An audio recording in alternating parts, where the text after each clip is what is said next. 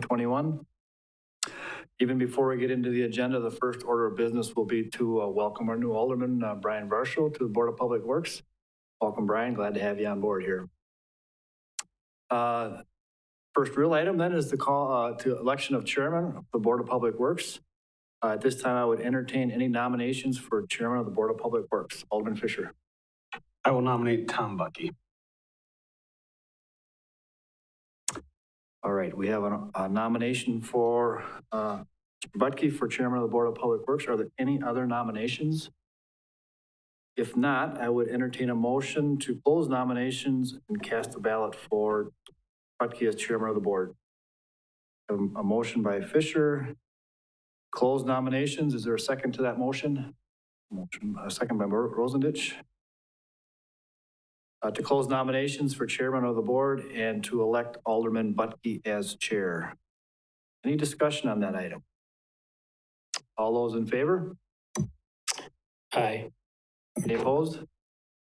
We have a winner.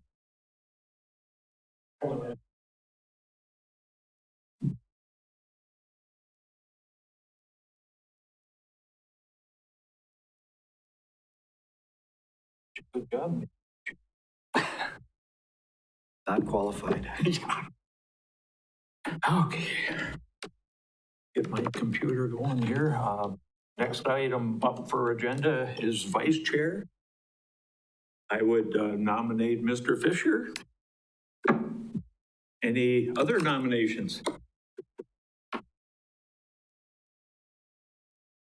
Okay. We'll vote on Mr. Fisher approving with a unanimous vote. We would need a motion to close nominations. Oh, close. Yeah, I'm sorry. Cast the ballot for. I'm acting like it's my first time doing this. Could we, Mr. Rosendich, is that your motion to close? Motion to close. Okay. Second, Mr. Marshall. We'll vote on that motion. All in favor, say aye. Aye. Aye. And it was that, just so we know, that's with Quentin, that's with casting a unanimous ballot for. Yes. Okay, thank you. Mr. Marshall, same thing. Okay. All in favor, say aye. Aye. Those opposed? Motion carries.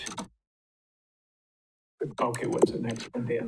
The next item would be to approve the minutes of the April 5th, 2021 board meeting. I would entertain a motion to approve the minutes. Mr. Fire, second by Mr. Fisher. Comments, questions, corrections? All in favor, say aye.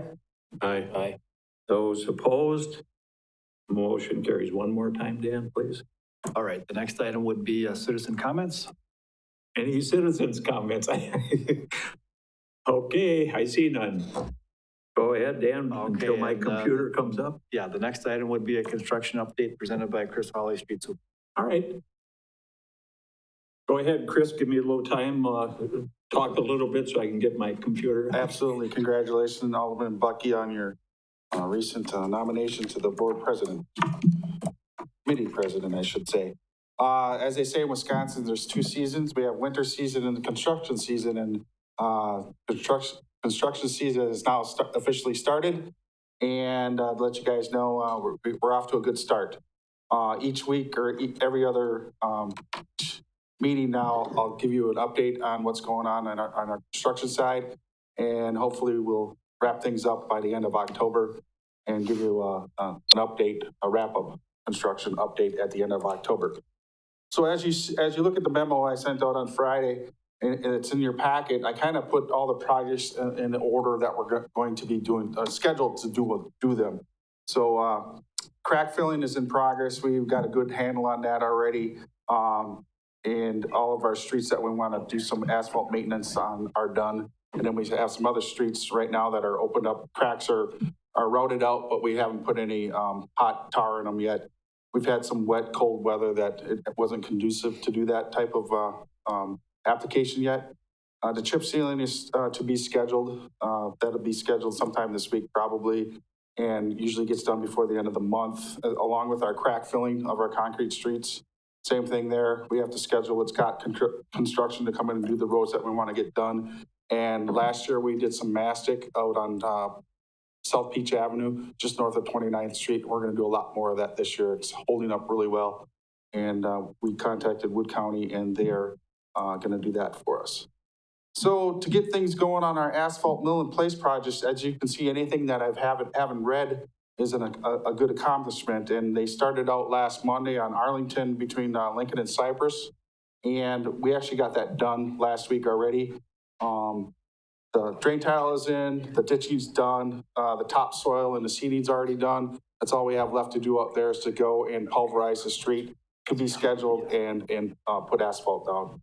From there, we're going to move on to large Fifth Adler. That's going to start next week. Actually, today we had a good time to go out there and start sawing some of the driveways. I know that it generated a lot of phone calls already this morning, but we had some time when it's rain day like this, we can always get guys out to do some sawing in the rain. So we kind of jumped ahead a little bit and got some sawing done, but that's scheduled to officially start next Monday. From there, as you can see from the list, after we get done with that, the schedule says to go to Adams between Upper McMillan and on down. We've also started on our asphalt overlay projects. First one that we have is Adams Avenue between 8th and Arlington. That's in progress right now. We worked with the water department. There was 6 to 8 what they call lead wipes, goosenecks coming off the main that were lead. And then they finished those, replacing those on Thursday.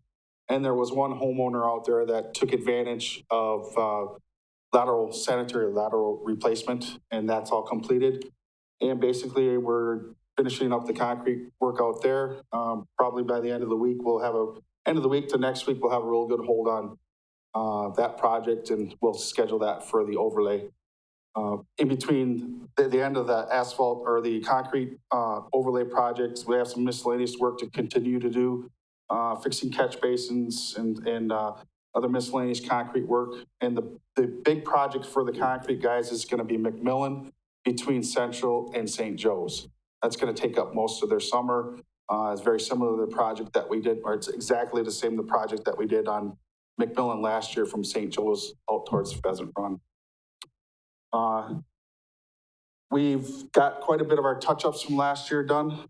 Cleveland last year overlay project and Apple and Butternut and Hume were done late. We have some touch-ups to do out there.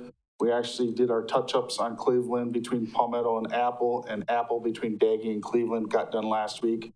By touch-ups, I mean needing topsoil and reseeding. And then as time allows us, we'll finish up on Butternut and Hume. So Butternut is actually, the grass is looking pretty good out there. There's just some miscellaneous work. Residents called and would like some touch-ups done out there.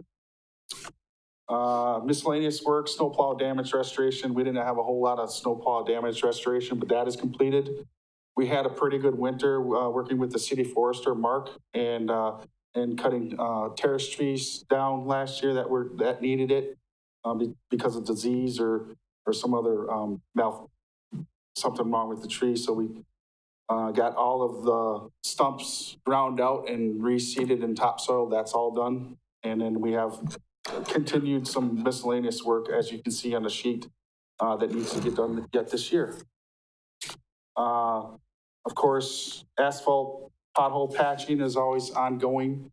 The one thing that we did a little bit different this spring was some of the troubled areas where we had a larger patch rather than just go out and throw some hot mix in it and roll it down. We actually took our pulverizer type machine and we cut out those edges and then put hot mix in it and rolled it down. And we won't be back there in the next month to touch up the potholes. We actually kind of put a new layer of asphalt down in those larger areas. And that'll continue now too. City mowing has started. Contracted mowing has started. We have a kind of a long-term seasonal employee that started on Monday. He takes care of all our detention basins and stuff like that. And then our college students will start to come in and take care of the mowing on the parking lots and other areas that city-owned property.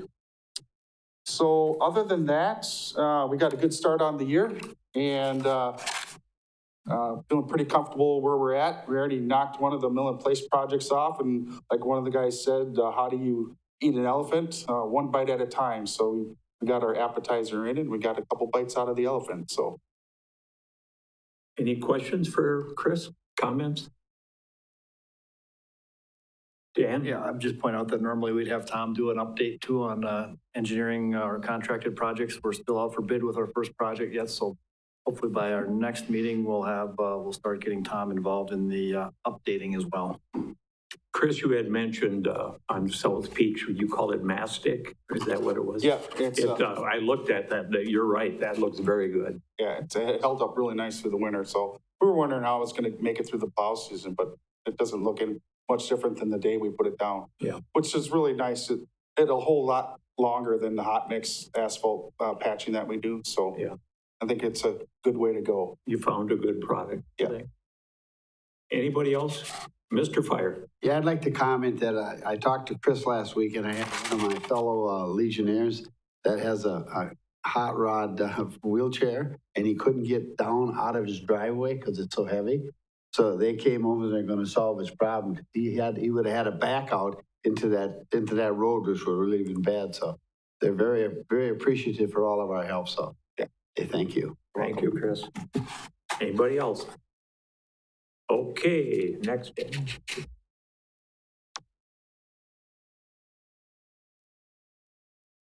Okay, number 7, review of parking restrictions on North Cedar Avenue adjacent to the skate park, presented by Tom Turchi, city engineer. Tom. Our office received a request to review parking restrictions on North Cedar Avenue adjacent to Brain Park, or specifically next to the skate park. North Cedar Avenue is currently posted parking prohibited on both sides of the street, its entire length from Grant Street to Ive Street. This proposal, the permitted parking would be located from 75 feet south of Ive Street to 295 feet south of Ive Street, and would create approximately 10 parking spaces. Current administrative code does not allow parking on Grant, but back in 2007, the board did approve a change to allow parking on the west side of Cedar to assist McDonald's with parking concerns following the closure and subsequent sale of the former grocery store to the property to the east. And then in 2009, those parking restrictions were reinstated following the reconstruction of the McDonald's site, and as their reconstructed site was designed and built to accommodate on-site parking for their employees. Therefore, I'd recommend parking on North Cedar Avenue be amended as noted. Parking prohibited on both sides of Cedar Avenue from Grant Street to Ive Street, except for the east side of Cedar Avenue from 75 feet south of the south line of Ive Street to 295 feet south of the south line of Ive Street. And I'd further recommend that the Administrative Code of Traffic and Parking be amended to reflect these changes. That would be the green line that's shown on the drawing where the parking would actually be located. I would entertain a motion by Mr. Fire. Second. I'll second it then. Mr. Rosendich, is that a second? Yeah. Okay, thank you. Comments or questions? Go ahead, Mr. Rosendich. Was the request by a local business or was it by a citizen? Do we know that? Yes, it was by a citizen, Mr. Tiffany, who's been involved with the skate park and some of the kids that are there. Is it just for more accessibility to get the skate park? I mean, I'm assuming that's what he wanted. He just basically asked for parking adjacent to the skate park. I know he was involved, Mr. Tiffany was involved with the Frisbee Golf at one time. Mm-hmm. I thought that was going away in Braham Park, but as far as I know, it's still there. So that could be part of his reason. is there any reason to worry about the street being not wide enough to have parking there, people pulling out of the bank there? Are there any concerns on that by the city? I think the bank driveway, if you take a look at it, there's another driveway that's used a little bit more often further to the south, but this road is our typical 32-foot face-to-face, so parking on one side probably would not be a real big issue for this street, and the traffic volumes are probably not to a point that it would be a problem with that.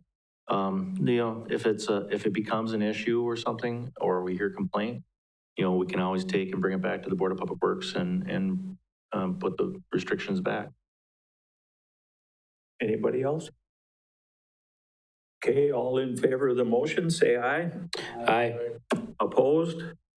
Motion carries.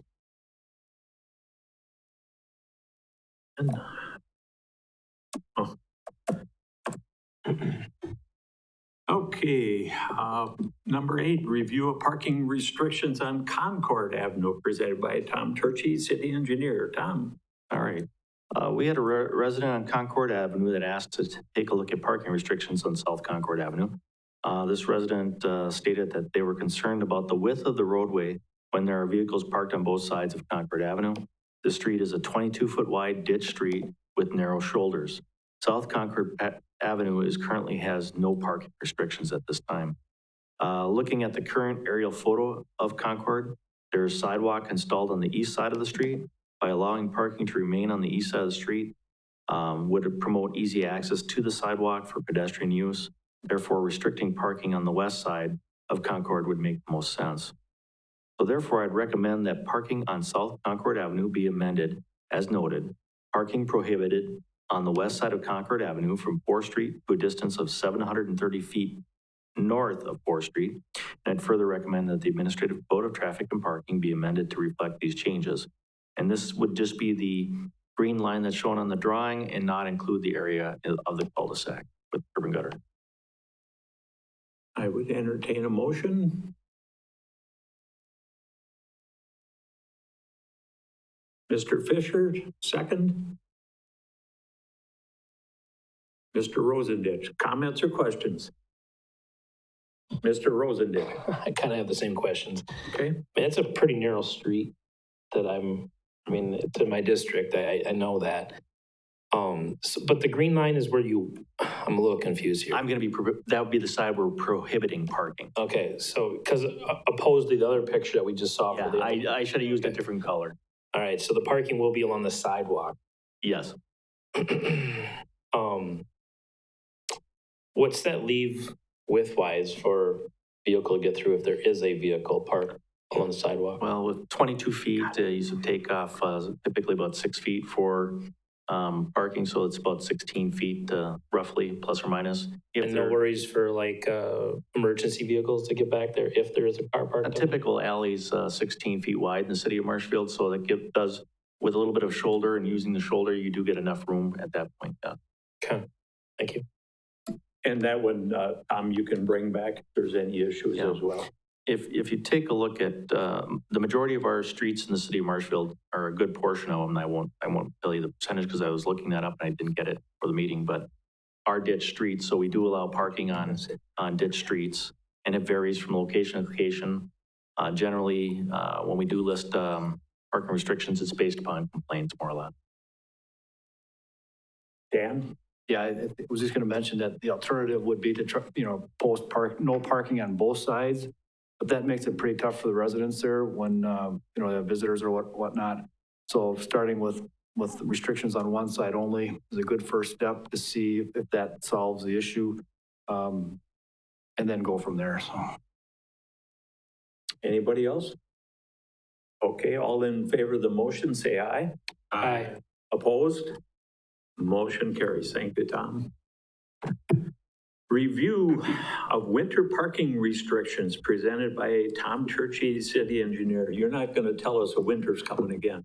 No. Okay. At one of our previous meetings, we had a resident who requested that we take a look at on-street parking restrictions throughout the city. This resident asked us to consider overnight parking year-round on city streets. Mm-hmm. Our current ordinance reads that upon parking on city streets and city-owned lots that from November 1st to April 30th, all regulations as stated in 8-79 parent 1 listed above shall apply, with the following exception. And the exception is no person shall park any vehicle on a city street between the hours of 2:30 a.m. and 6 a.m., except emergency vehicles and physicians on an emergency call, and except as permitted pursuant to section 8.08 of this code. So there were several issues that can be brought up when you take and allow overnight parking on city streets during the time period of November 1st to April 31st, especially when you talk about snow and ice conditions existing. Many of our streets have ditch cross sections consisting of a 22-foot wide paved surface and 2 to 5 foot gravel shoulders, sometimes narrower. Our street division will typically begin snow removal for our larger events at 3 a.m. for 2 reasons. The first is to clear snow before the morning traffic peak begins, and the second is to clear snow when they do not have to contend with parked vehicles. If overnight parking is permitted during the winter months, the efficiencies created by having empty streets will be lost, and ultimately it'll take more time and cost more money for each of the snow removal operations.